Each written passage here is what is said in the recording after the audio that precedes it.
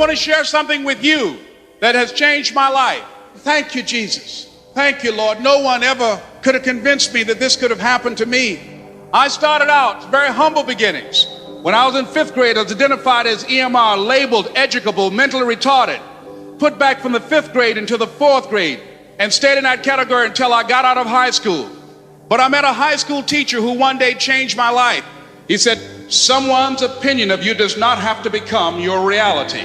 And ladies and gentlemen, I started working on my dream. And most people don't work on their dreams. Why? For many years I didn't. It's because of fear, the fear of failure. The other thing is that most people, ladies and gentlemen, they get comfortable. They stop growing, they stop working on themselves, they stop stretching, they stop pushing themselves, and they end up becoming very cynical about life, and they throw in the towel on themselves, on their families, and on their dreams. I don't know nobody that's not trying to be happy or successful. If you're not trying to be those two things, something's seriously wrong. For us to create an excuse for anything, it's unacceptable. It's really, really unacceptable. You can't. Why would you not go for it? Why would you not take a chance? At one point in time, you got to take a chance on you. But see, let me help you understand something, in case you ain't thought about that. I want you to remember something, that all of us were created in God's image. Everything that I have is by the grace of God. The good that you see in you, that's God. That's God. When you care about somebody, that's God. When you feel sympathy for somebody, that's God. When you help somebody, that's God. Everybody in here got a piece of God in them. Everybody. Nobody's gonna take you to the front of the line unless you push your way to the front of the line. Let me tell you that again. Nobody is gonna take you to the front of the line unless you push your way to the front of the line. I want you to take the craziest dream you ever had. That dream that you were too embarrassed to tell anyone about. I want you to make it a reality. I don't want you to dream, I want you to do. Don't be afraid to close your eyes and dream, but then open your eyes. Now, some of your dreams are gonna take longer than you think. One of the biggest lessons that I've learned in life is that you cannot achieve success without failure. And they ultimately fuel disappointment. But I made a decision to keep going, keep trying, even if it meant sometimes that I would fail. Fail big, take chances. Some of my biggest successes come from some of my biggest failures. Fail big. In the early 90s, when my friends were graduating from Howard, I didn't have a degree. My girlfriend was 8.5 months pregnant with my first baby. I bought a brand new house in Scarsdale that I could not afford. I found myself sitting alone in my bedroom. What are you gonna do now? You must apply discipline. What are you gonna do now? Consistency. So I had two choices. Either I was gonna sit in that failure and give up, or I was gonna make a decision to step out of the darkness. You see, when you're in that darkness, you wanna sit there and wait for the light to come, but you can't wait and sit in that darkness. The only way out is to step forward, to face your fears, to become your own light. I had to believe in myself like never before. I had to find my inner power. Now, I'm not gonna lie to you. There's gonna be a lot of times y'all about to fail. I'm still failing every day. We are all a work in progress. One day, you'll be sitting in the dark. But in that moment, I want you to remember the power of you. For a lot of people, the distance between their dreams and their reality is intimidating, and they get stuck. And the only way forward is to be real about what it's gonna take for you to achieve those dreams. If you think you wanna do what you think I've done, then do what I've done. You're gonna have to go out there and get it. I want you to be fearless. I want you to be decisive. I want you to make a decision right now that when you fail and you fall to your knees, I want you to remember the power of you. And stick with God. I didn't always stick with him, but he always stuck with me. And I want you to get back up on your feet. Make a decision today that when you're in the darkness, you'll remember the power of you.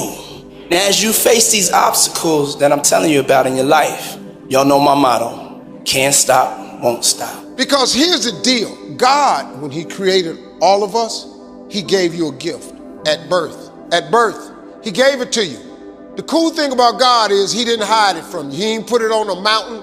He didn't put it under the water. He didn't hid it under no rock. He put it in you at birth. God never created a soul without giving them a gift. All of you are gifted at something. The problem is you keep wanting your gift, to be what somebody else's gift is. That's a problem. All of you have a gift. You just got to quit wanting your gift to be somebody else's gift. Identify your own gift because you already have it. Here's the way you identify your gift. Your gift is the thing that you do the absolute best with the least amount of effort. That is your God-given gift. Now, ladies and gentlemen, let me share something with you. I do not believe that any of us have dreams that were not given to us for the purpose of accomplishing those particular dreams. I don't know what that dream is that you have.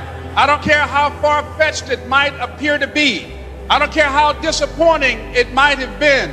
But here's what I know, that dream that you're holding in your mind, that it's possible that I can have my dream as we run toward it, as we work on it day in and day out. I don't have any college training. What I'm doing now, I could have been doing years ago. But because I did not have a college education, because I didn't believe in myself, because I allowed other people's opinion of me to control my destiny, I didn't act on my ideas.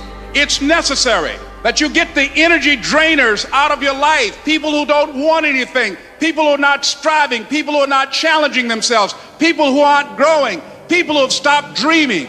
It's necessary that you align yourself with people who are refusing to leave life just as it is and who want more. My mother used to say, birds of a feather flock together. If you run around with losers, you will end up a loser. It's necessary that you get the losers out of your life if you want to live your dream. But you got to have faith. Faith without works is dead.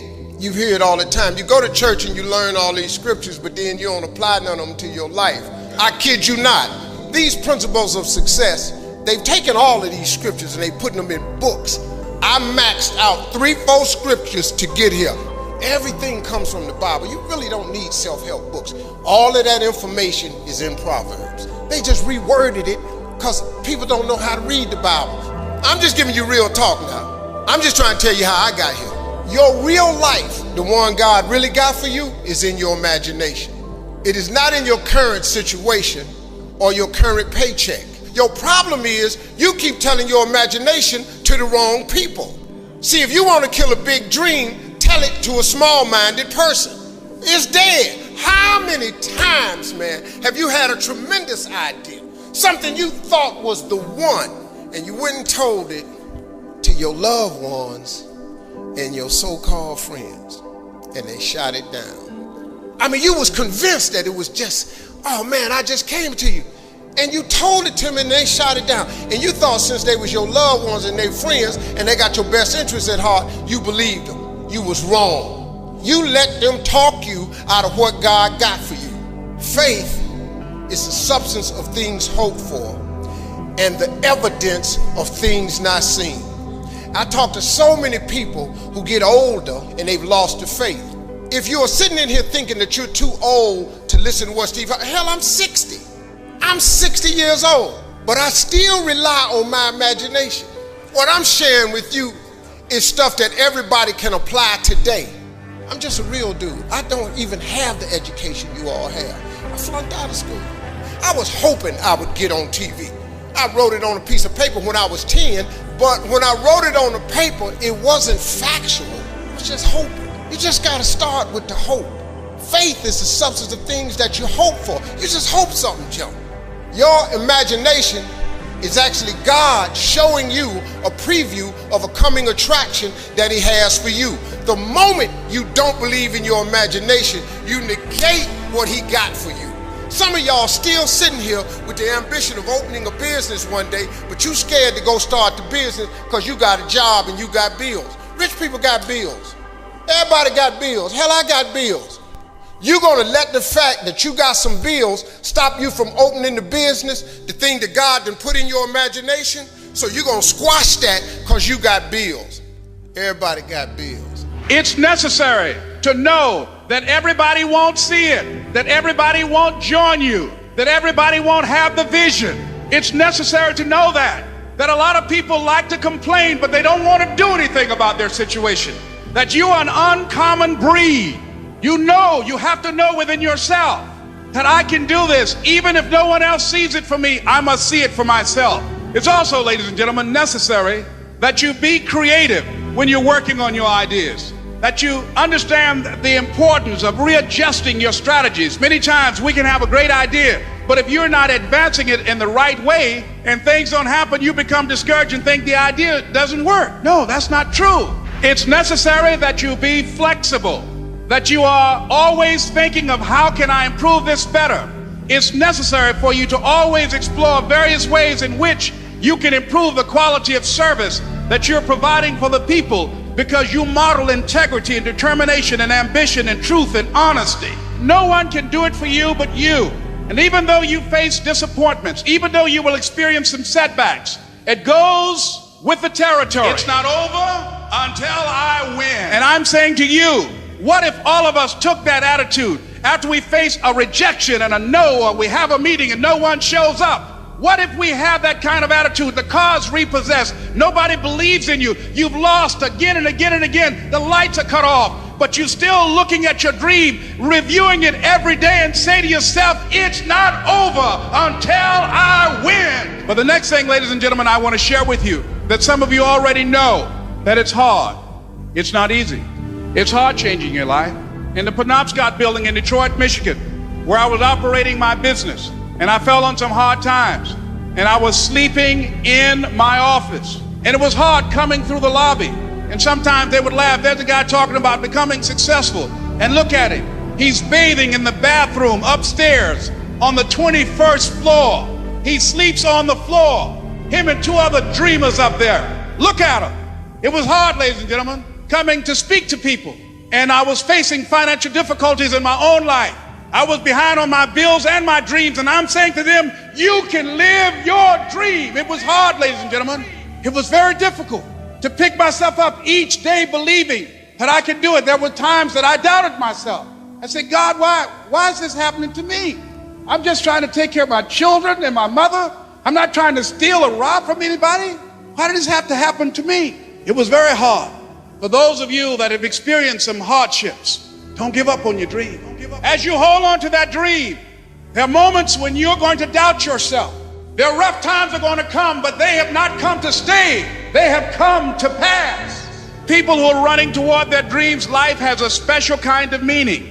And here's what I will share with you, that in the process of working on your dreams, you are going to incur a lot of disappointment, a lot of failure, a lot of pain, a lot of setbacks, a lot of defeat. But in the process of doing that, you will discover some things about yourself that you don't know right now. What you will realize is that you have greatness within you, that you're greater than your circumstances, that you don't have to go through life being a victim.